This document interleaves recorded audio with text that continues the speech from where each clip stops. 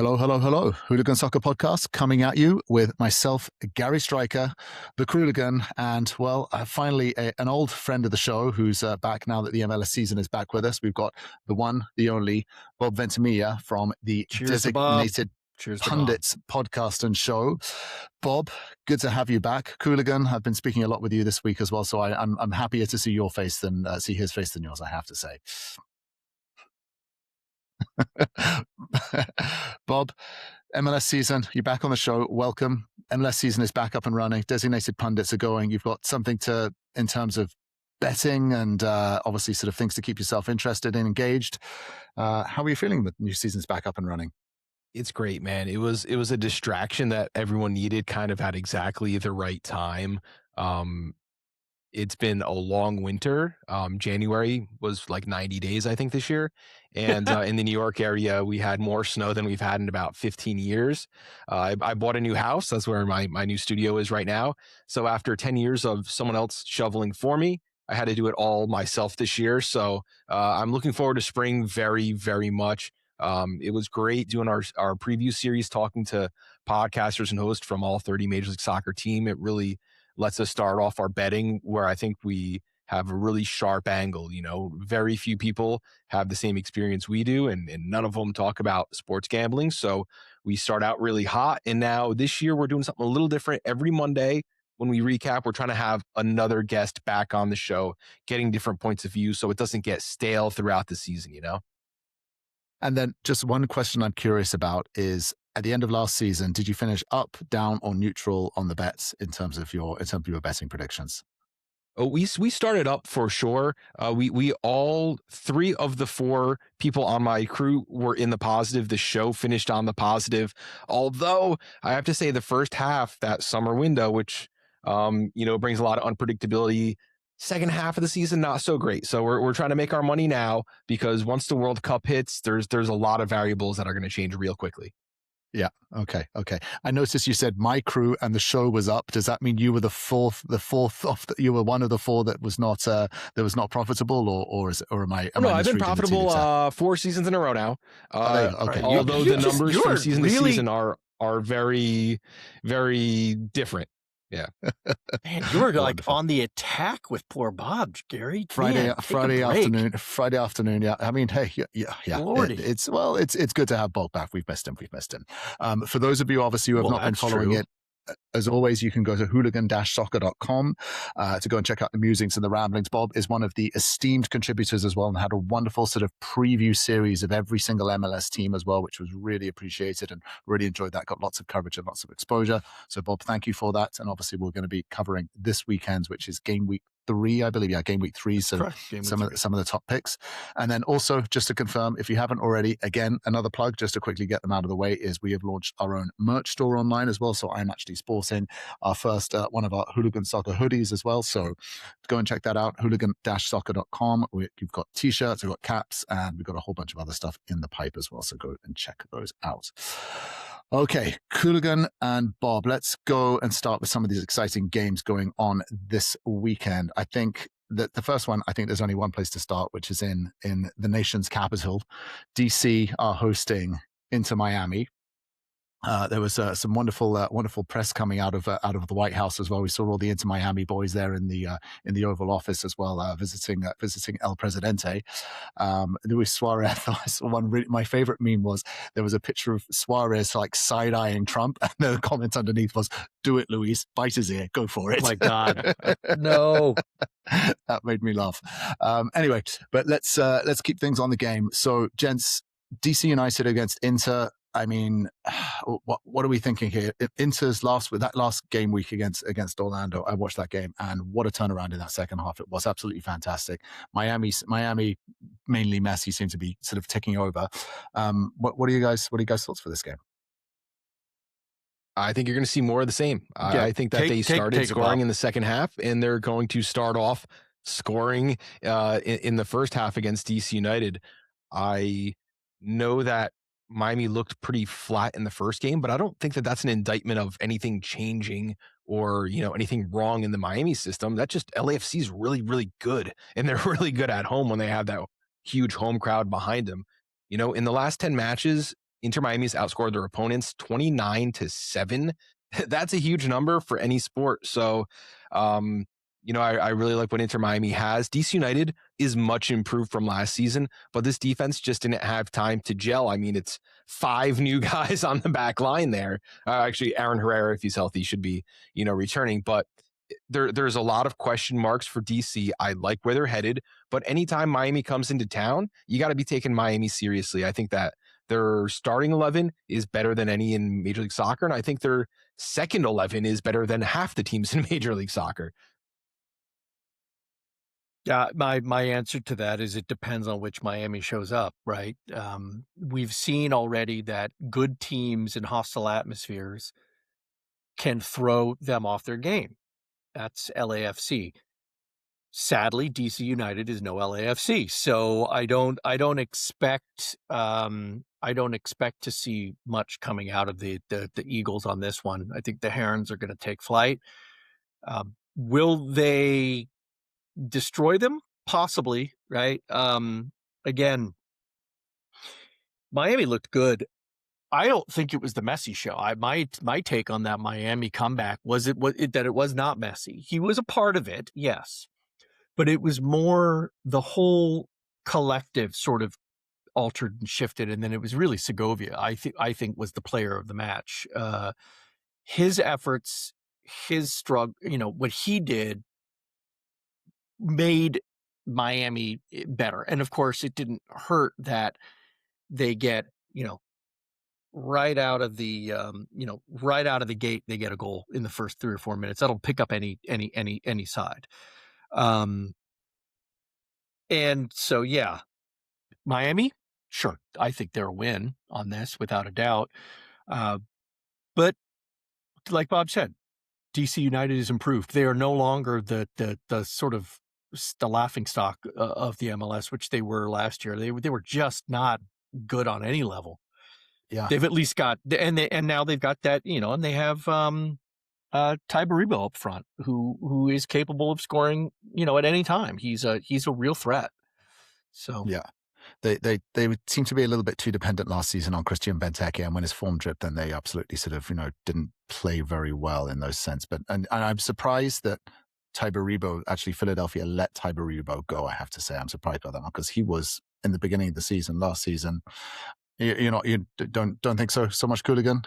Because you were calling Philadelphia. This is the Union playbook. They sell their players, right? That's what they do. This is. While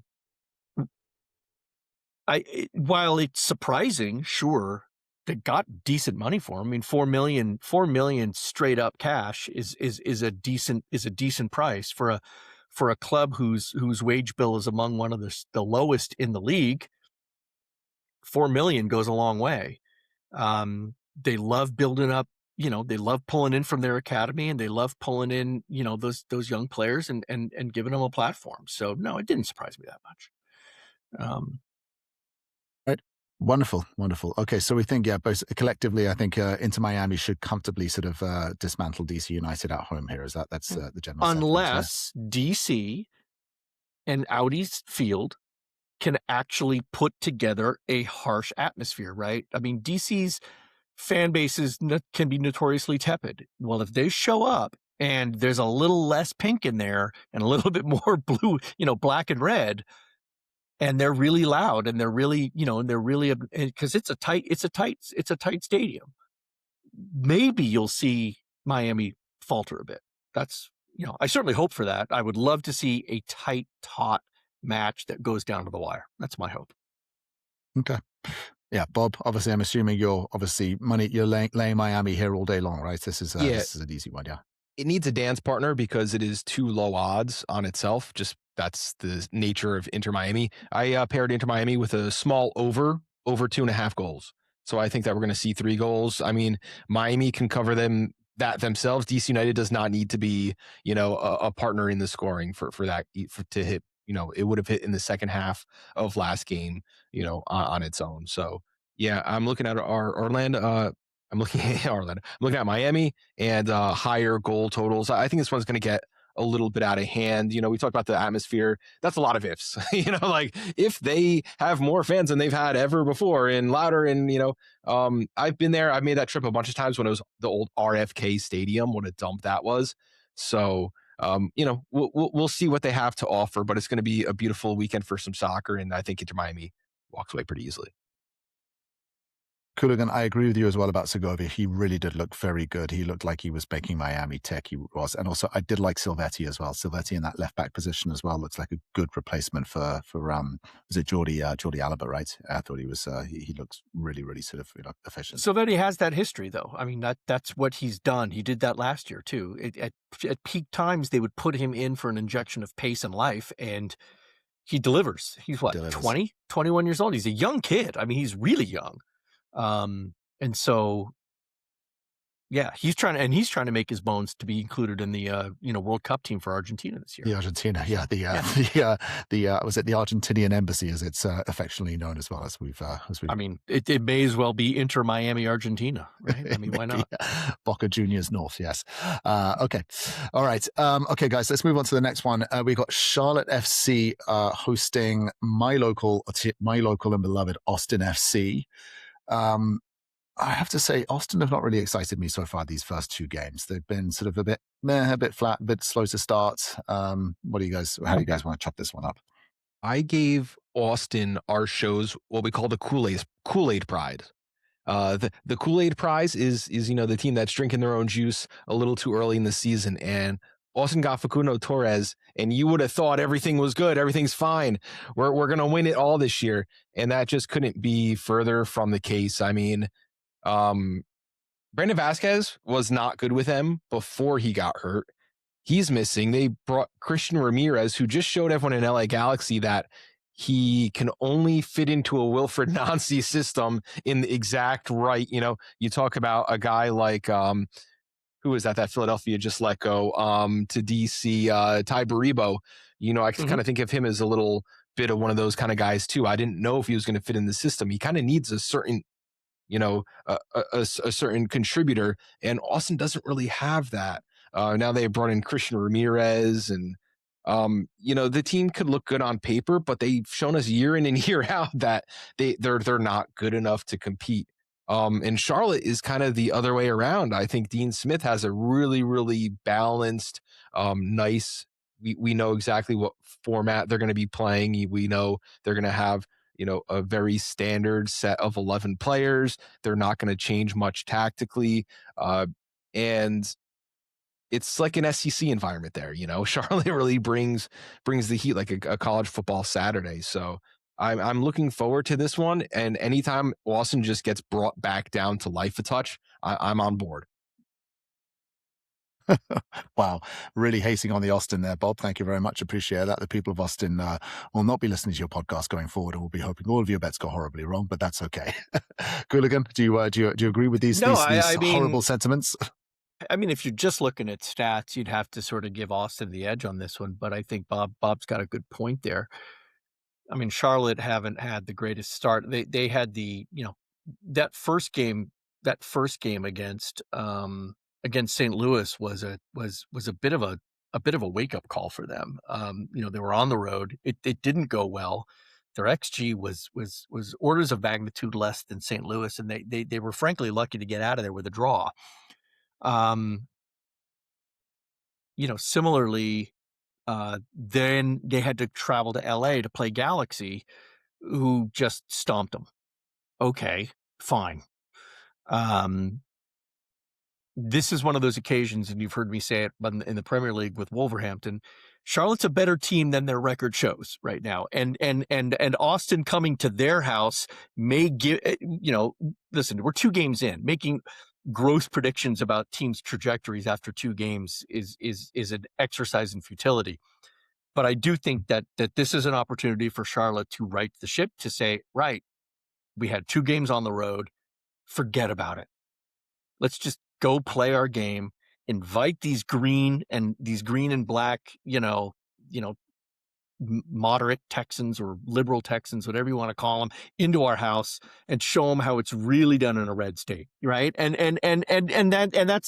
just go like that. I think it's it's a deliciously open game, really. And that's what I think, for as a fan, I don't know how this plays with the money line, but I can say that as somebody who loves the game, I like games like this where you really don't know what could happen. And any single player could just step forward and be like, yeah, I'll take the win, right? I mean, Charlotte only has scored 1 goal. That's not going to continue, not with the level of talent they've got. It was it was their new quote new signing. They signed him permanently, Pep Biel, because he was on loan previously. So yeah, I think I like Charlotte on this one, but I don't think a draw would be inconceivable. I don't either, but when we look at the numbers from last year, Charlotte played 17 regular season games at home. How many do you think they won out of 17 games? Not one or draw, one. 13. 15. 13 wins, 1 draw, 3 losses. I mean, they do good. It better at home. I really like what they did with the midfield too. You talk about Pep Biel, they're number 10. But if you look behind him, they have Ashley Westwood and Luca Della Torre, who are they have no chemistry, by the way. No chemistry. If you looked at the first game, I looked at the heat maps. And it's like, do you remember like old 90s sitcoms where like people were getting divorced, so they painted a stripe down the middle of the living room and like you stay on your side, I stay on my side? There was absolutely no overlap. Luca Del Torre was on the left, Westwood was on the right, and they never went to each other's space. I think that's got to change a little bit. And if you talk about one guy who's got to be the best player, Wilfried Zaha, Austin can get themselves in card trouble. They can get some yellows, they can get some reds really early. And we look at a guy like Zaha who gets fouled more than anyone else in Major League Soccer against a team that doesn't really have fullbacks worth too much. Sorry, Bureau and Gallagher. I think that can be, the recipe to get into the box and just kind of dance around, let him hit the deck a couple times, and take it to the next level. Dean Smith, great coach. I know they're going to be a little bit better. They're missing Malanda, the player who they the loan expired, so that back line with Tim Ream, Privet, Enriquez is going to need some work. They're not going to click right away, but I think Charlotte easily in this match should have the upper hand, but it's interconference play and who knows. That's fair. The one Charlotte player that did catch my eye, I know they haven't got out off to the greatest start, is Kerwin Vargas. He does look quite effective and quite dynamic. I did like him flying on the right as well up there with Zaha for Charlotte. He will run his butt off, get a ball, charge past 6 guys, get in the box, and then send the cross into the 5th row. It's something he's been doing for a couple seasons now. I like to think that he can grow into someone who can really be a contributor, because they would really like someone on that right side. So, yeah. Okay. All right, guys. Okay, let's move on. Good stuff as well. Let's keep it on. Hopefully Austin do get something out of it. But yeah, by my sentiments, don't sound like there's gonna be too much coming out of it. Okay, the other game we're covering then is Columbus Crew are hosting Chicago Fire. I don't even know where to look at the beginning of this one. So Cooligan, why don't you kick us off? Why don't you tell us? I'm going to have to defer to Bob on this too, because these are 2 teams that I will admit I don't normally track them. They're not on my radar. But I know that Bob, being a far more comprehensive gentleman than myself, has some thoughts. Yeah, so the Columbus Crew are one of the teams that I would kind of lump up with the Philadelphia Union. They're kind of questionable from a what is this team doing standpoint. People still remember when they had Wilfred Nancy, and coaches mean so much in Major League Soccer. It's all a system thing. Okay, they have Diego Rossi. I get it. They brought in Wessam Abu Ali, who apparently was being shopped this week. There were like already transfer rumors. He just came in this window. I don't know. They brought in Daniel Gazdag, who apparently, if he's not kicking 12 penalties in a week, he's not really as useful. So it's kind of strange. Columbus, I don't really have my finger on them. I was down on them last year. They finished right around the playoff cusp, and I think that's really where they belong. People are treating last year like it was an aberration, and now they're going to shoot up to the top 3.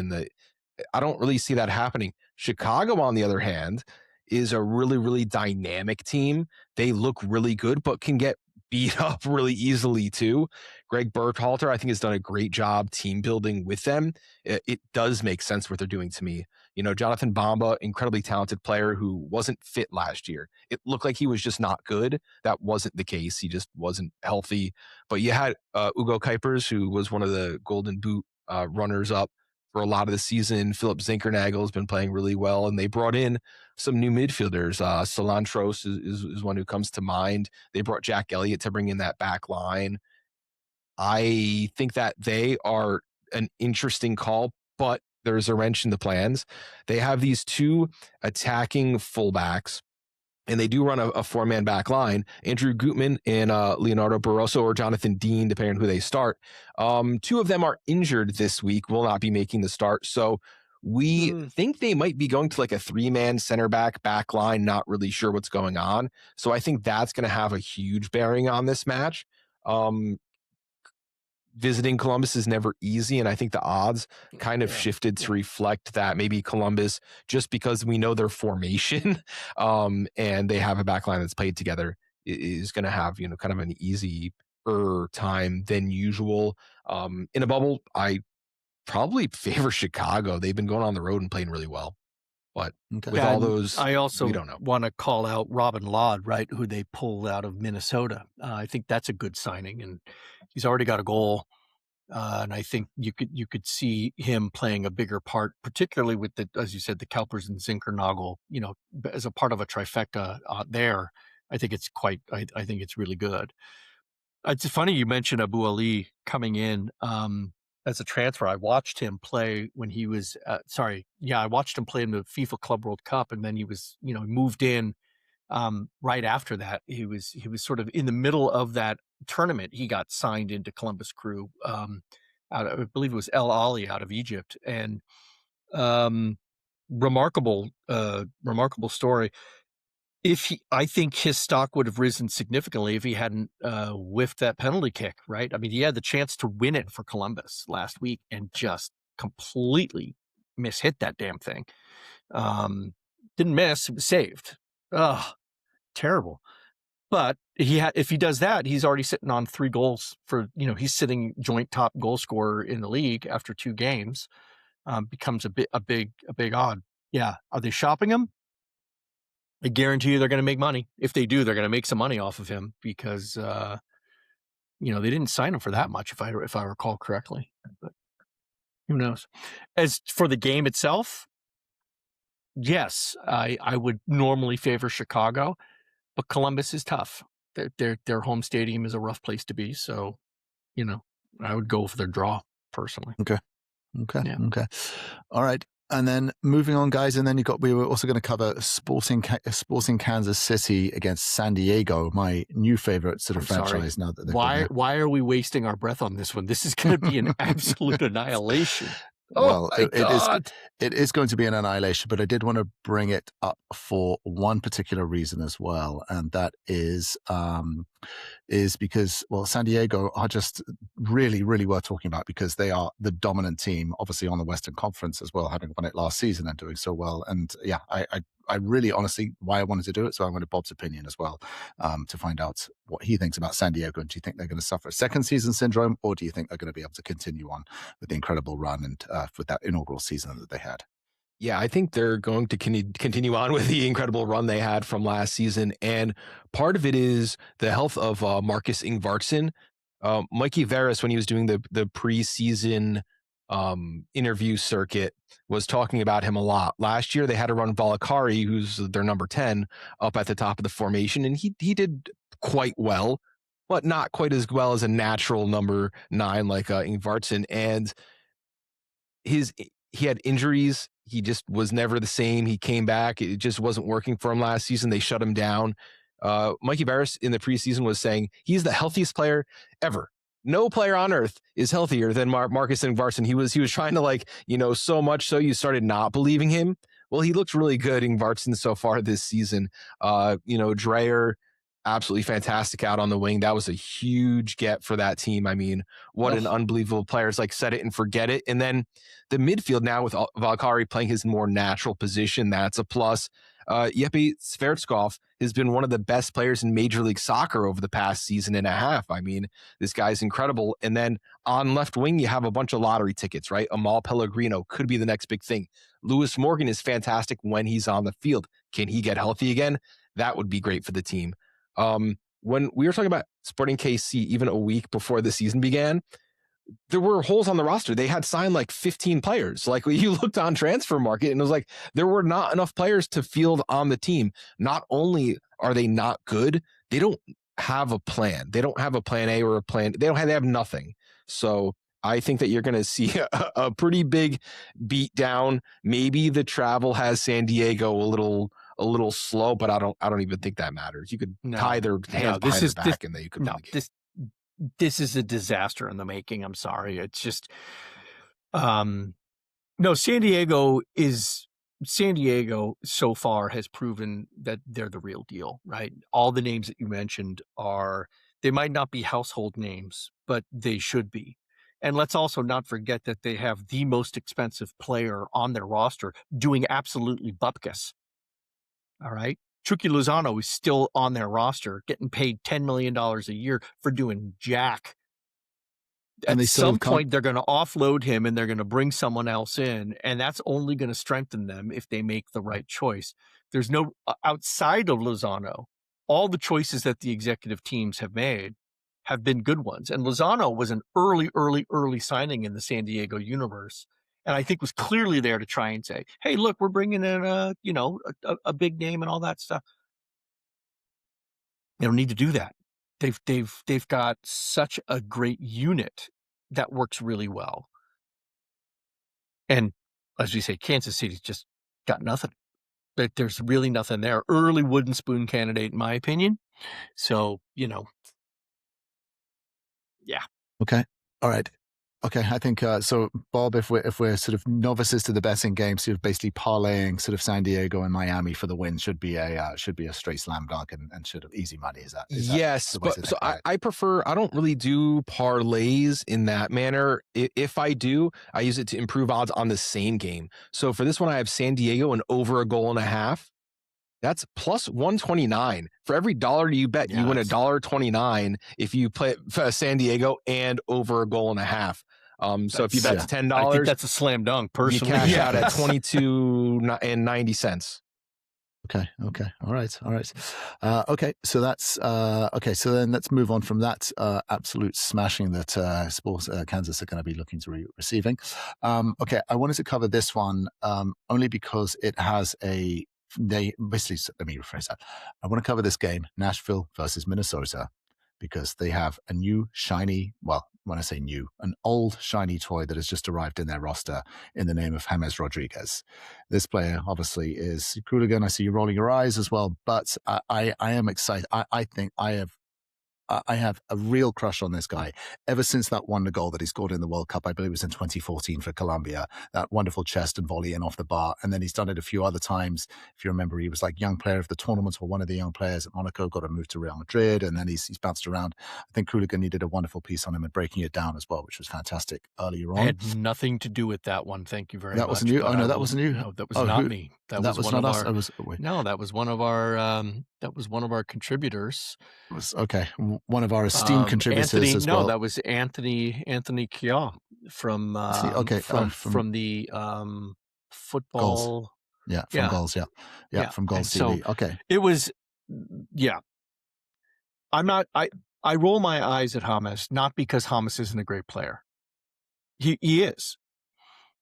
But he seems to be making bad choices and suffers from a tremendous amount of poor luck. Now, I'm really hoping that when he goes to Minnesota, that changes. That's great. But I don't think that's going to change Minnesota going up against Nashville, because I hate to say it, but Nashville is a very terrifying team right now. I think they're really strong.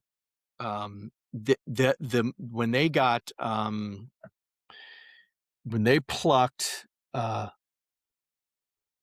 Christian from San Jose, that was a huge coup. San Jose forgets to file their paperwork. He goes onto the free market, right? And all of a sudden it's like, wham, bam, thank you. I just got an absolute assist maestro to come in and feed Sam Surich and Hani Mukhtar. Oh, Lord Almighty. That's it's brilliant. That's really, really smart. I have a unique perspective on this, and I don't think San Jose forgot to file paperwork on Christian Espinoza. I think they intentionally dropped the ball on Christian Espinoza. Right, fair. Because you don't. You've been talking to Fabian, haven't you? I have a feeling you've been. Yeah. He's got all the inside scoop. I get it. The thing with Nashville, and this is my question, is they had like this 4-2-2-2 narrow kind of thing going on. And they had, 4 solid midfielders. Now they brought in Warren Madrigal, who so far has looked better than Espinoza has with the team. Now they have a proper left winger, a proper right winger, 2 strikers, 2 holding midfielders. Something's got to give, right? The fullbacks on this team, Dan Lovitz and Andy Nahar, they're closer to my age than they are, proper soccer playing age. And when you can't add to one place without taking away from somewhere else. So Nashville fundamentally changed what they're doing this season. I think that they're going to be better for it. I think they're going to be scoring more and conceding more too, but that's okay sometimes. We don't know that. And the fact that Nashville wasn't a top 3 team in the East last season kind of has me thinking like, okay, how does this change? First, it was Mukhtar alone scoring 30 goals a season, and they were good. Then Serge joined, and he was scoring 30 goals a season too, and they were not quite as good. Now you add Christian Espinoza. It's not just because you add attacking pieces doesn't make your team automatically better. And that's kind of my point with them.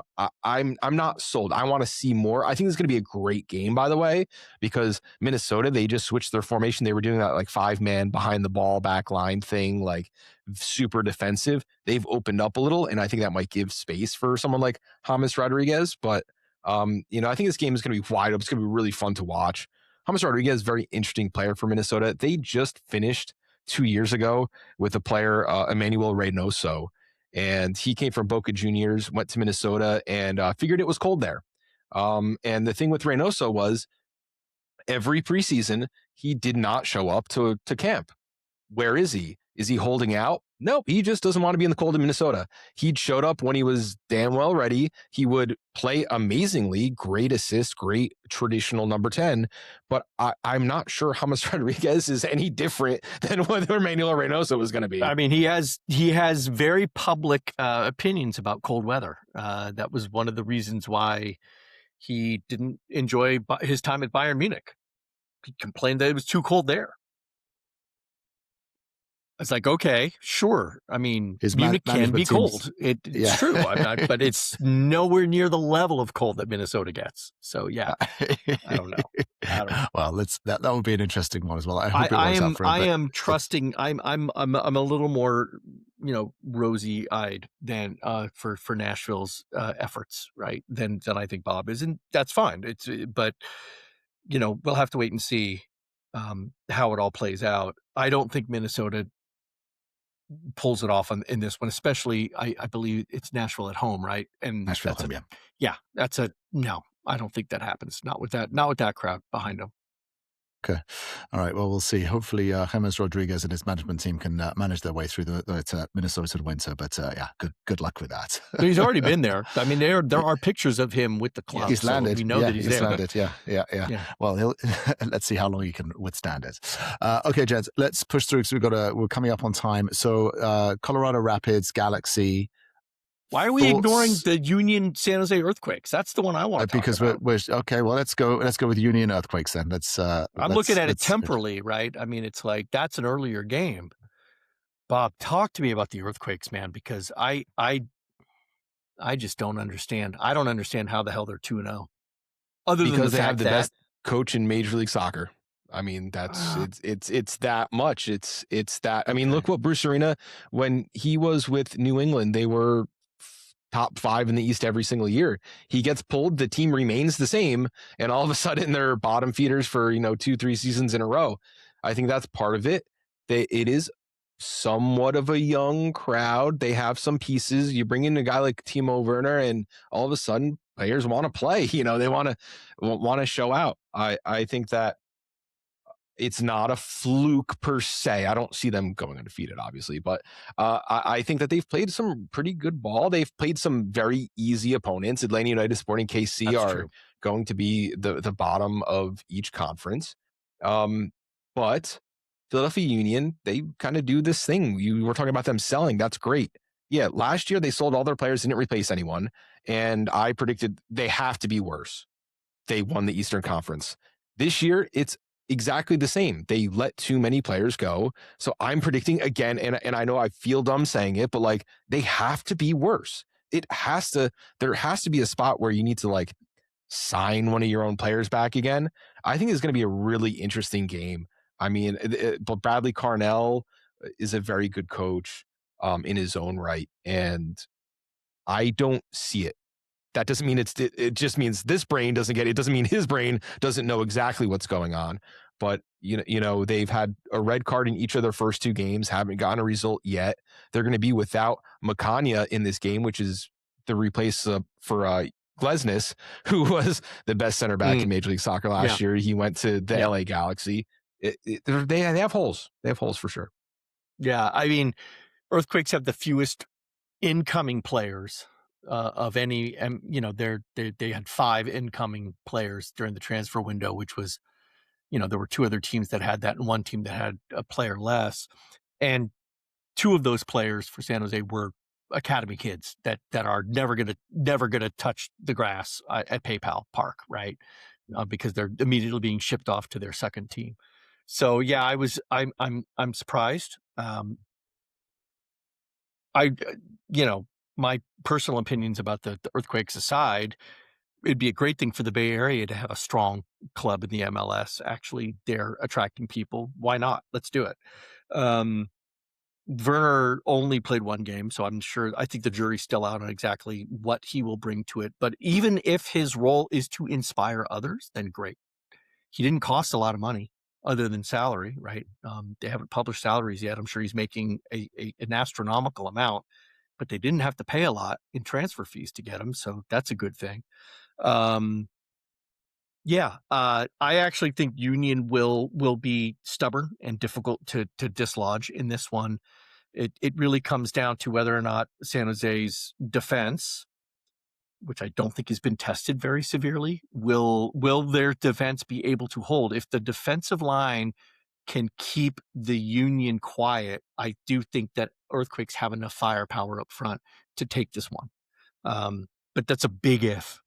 It's a big if. We're talking about that was their major sticking point last year, was that their defense conceded too many goals. So far, they haven't done so, but it's only 2 games in. Let's see what happens. I'm excited for it. I think it's going to be a good game. I think it'll be a sneaky game. This is one of the ones that if you're not like an MLS sicko, you're writing off like, oh yeah, I don't need to. It's going to be interesting. And again, another interconference game.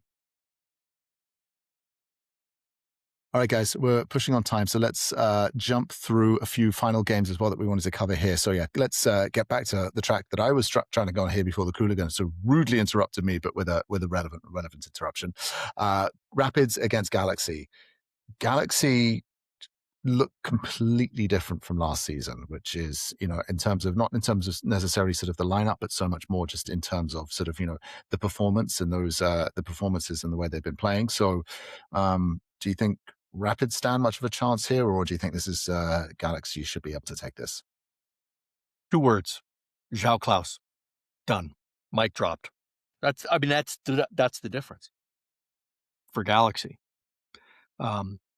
Great signing for them.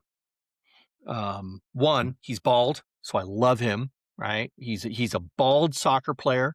And 2, he played for St. Louis for, last year and for, without really any support, was single-handedly keeping them up in games. And so now he's going to Galaxy, where he's got a brighter supporting cast around him. And he is an absolute threat right from the get-go, starting whistle and just boom, boom, boom, all attack.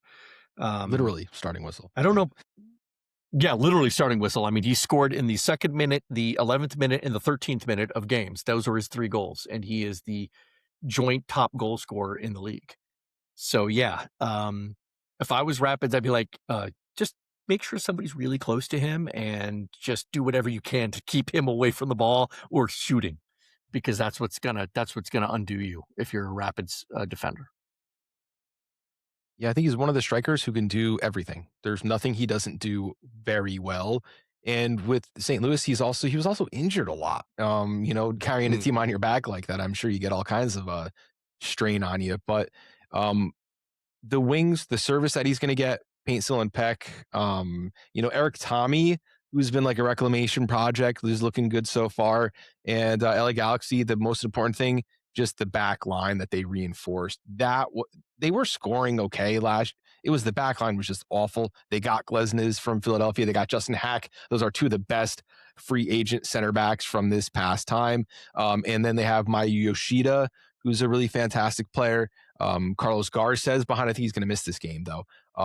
They have a full squad. It was mysterious as to why they had such a downturn last season. I think it was a little bit of a hangover and a little bit of snowballing in the wrong direction. Greg Vanney's going to have this team pumping soon, and they're going to be really, really good this year. Yeah. I agree. The last season was an anomaly for them. It was not indicative of core rot within the unit. It just, sometimes teams don't win. It just happens, and it just happened with them. I will say their CONCACAF Champions Cup ties have been a little less than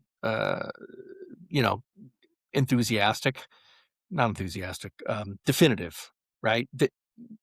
Not great there, but they're doing the business. It's a long season. Give them time. They'll be in the hunt. They'll be in the hunt. Fantastic. All right, gents. Okay, so moving on. And then the other game that we wanted to look at and cover was LAFC hosting Dallas. This is, this is going to be LAFC just looks so good lately. LAFC really do look the real deal. Come out of the box. They put Miami to the sword quite comfortably. You can say that is, early season jitters. So I'll give Miami sort of the benefit of the doubt there. But LAFC just look fantastic. So are we expecting LAFC to just go and stick it to Dallas here, or is there a banana skin in the mist here? Like, are you asking how Dallas could possibly squeak out a draw? I don't think they win in this one. But it is a new team. They're playing a 5-man back line now. They're one of the many teams in Major League Soccer who decided to go that route during the offseason. And they do have some really good players. The one, if I just need to pull up a bright spot, I think he's going to get a lot of work. Michael Collodi, he was our player to watch for the league this season. He's the goalkeeper they have there in FC Dallas now.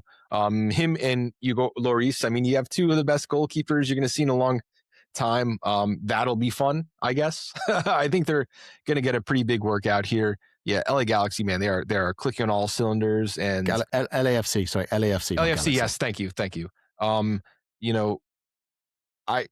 now they added David Martinez, who's back to like Superman form, like he does every 6 months. It's going to be a great game, and you're going to have, like I said, it's going to be a goalkeeper battle. So watch that. If you like goalies, watch this game. Otherwise, LAFC with the win. Agreed. 100%. Consensus. Yeah. Wonderful. Okay. And then final game to wrap it up. We've got to cover them. New York Red Bulls, Montreal. And really the reason we're covering New York Red Bulls is this revelation that is Julian Hall. I mean, it is incredible. 17 years old. All three, is it Cooligan? Am I getting this right? He scored all 3 of Red Bull's goals this season. And he's got an XG of 3.18. That is correct. This guy, this guy is special. Hey, clearly it's not just a fluke and a good start. I mean, there's something here, right? And there's something to watch out for. Special over 2 games, sure. Yes, I mean, you've got to. This is a sport that has a long history and a long timeline. So yes, any player can really have an incredible blip. But yes, for his age, he's done incredible things. I think he'll be the hottest transfer topic around. But I'll say this: Red Bulls have said, no. You can't have them. None of this, none of that. They're going to want to, and particularly if Jurgen Klopp has anything to say about it, he's going to want to keep him in the family. There's this. He'll be European bound, but it'll be in a Red Bull jersey. Well, I'll tell you when it will be as well. It will be after this World Cup, because if he carries on like this, he's going to be playing for the US, and he will be starting, because the one thing that the US really do lack is a potent top of the pyramid striker. Sure, they got Pulisic and I got McKenna supporting. They do not have. Logan Sargent is not the answer for the US men's team to get them deep into this competition. Josh Sargent? Josh Sargent, forgive me. Sorry, I always get those two mixed up. Thank you for that. I would argue that Hall might make the team. I don't think he starts, because I think Balogun gets that right now because his form has been really good. Yeah. And Hall's form has been very good over a very short period of time. Yes, but let me tell you this: if this kid can sustain, if he can keep scoring goals, this is what the MLS needs. If he can just keep being dangerous. Absolutely, 100%. Pochettino's got to wake up and smell the Hall. Pochettino's already in his mind. He's already put him down on the squad roster as well. And it's just, do I start him or not? Because he's going to need strikers to get goals. And Bob, you're shaking your head. You don't think so? Am I getting carried away? Here's where I hesitate a little bit. He made his debut not last season. I think the previous year at the very, very end of the year.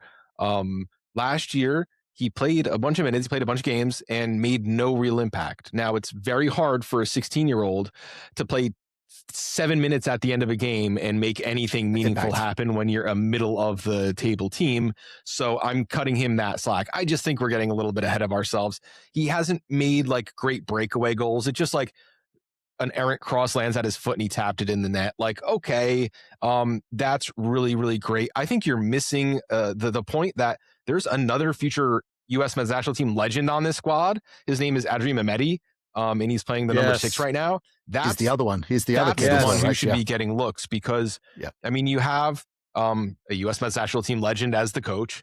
And, you know, when he came here, Coach Michael Bradley, who was one of the best midfielders to wear a U.S. men's national jersey ever, he got rid of a whole bunch of midfielders. He was like, okay, this isn't working. Get rid of them. I trust him. He won the U.S. The Next Pro Championship with Adrien Mehmeti at the number 6 and said, yeah, no, he's ready. Over 2 games, Adrien Mehmeti has been the best player on the Red Bulls team and looks nothing like his mentor, Michael Bradley, who might have been criticized for being kind of a square pass specialist, you know, never losing possession, but, you know, not progressing it either. Mehmeti has confidence. He's pushing that ball upfield every single time. He's been the best player on the squad so far. And if I'm making a spot on the U.S. men's national team, it's for Mehmeti. He is not for long, has parents from Europe, and he'll be making that transfer over soon. However, I don't know how many minutes he's going to get. I was researching right before we got on the call. New Jersey has some strange labor laws for minors where they can't work after certain hours. I know it sounds silly, but Julian Hall was on the first team a year and a half ago and was not allowed to suit up with the team because he was a minor on a school night. I know Mehmeti will not be playing on weekday fixtures, and I don't know what the rule is now, but I don't believe he will be available for games that start after 7:00 p.m. moving forward. I'm not sure. I need to find that information out. No. Oh my God. This is terrible. This is but just for that alone, Bob, I bow to thee, because that is wonderful insights. Yeah. Fantastic and deep research. Wow. Damn. Wow, look at that. Yeah. Well, that's and you want and look, this is something I've been saying the Cooligan as well, is like what the MLS needs is a superstar to come out of the MLS who is an American superstar and then obviously carry the game forward. Of course, they're going to get a move and go to Europe and chase the money and all those things. I get that. That's fine. Weston McKennie. I think these guys. McKennie came out of that. Yeah. He's doing all right. Yeah, all right. Again, Pulisic is it's just Pulisic never came out of the MLS. No, he didn't come out of it. But even I'm saying in the context of the American. No, he was. Yeah, I know he was in Dortmund very early on. But I think it's this is what they need: a superstar. McKennie. Yeah, he's meh. He's good. He's not saying he's bad. He's just. You sound like Juventus's boss there, trying to sell him every window.